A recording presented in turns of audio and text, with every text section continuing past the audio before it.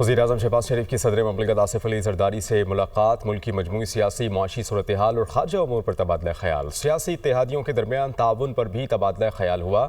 محمد Yasin report کر رہے ہیں۔